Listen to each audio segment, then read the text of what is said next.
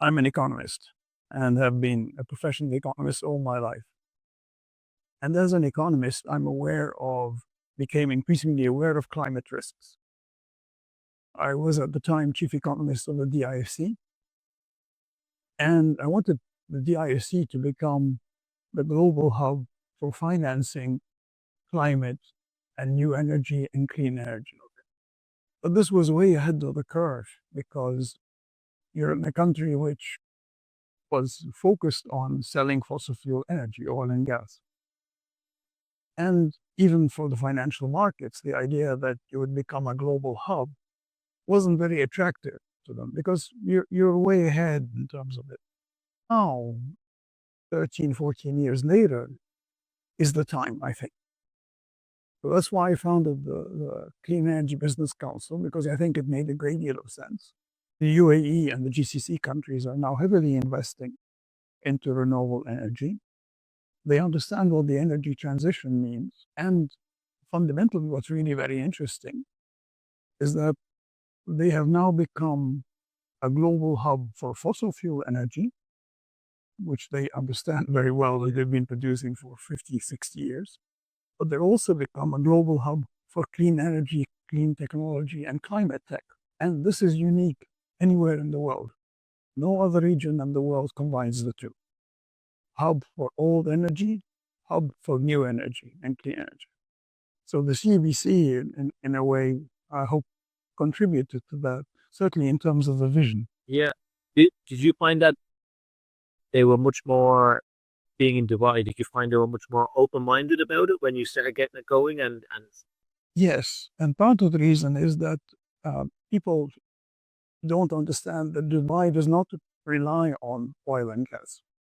It only represented at best 3 to 4% of GDP. yeah, And then they diversified more and more. So they're not tied to oil and gas. The UAE as a whole is more oil and gas oriented. But today, they've diversified their economy so well that the non-oil economy represents 75% of the economy. Oil now is only 24, 25%. So that's a major achievement. And what that means is that you've liberated yourself from the dependence on oil and gas and on oil and gas revenue. Just to give you an example, if I look at Abu Dhabi, their income from their sovereign wealth funds and financial assets now exceeds their income from oil and gas because they've saved it, yeah, they've invested it, and those returns are greater than your oil and gas returns. That's a bit the example of Norway, which is another example, which just put all their oil and gas revenue into a sovereign wealth fund. And so they don't rely on it. They give a portion of it to the government, but the bulk of it gets invested to future generations.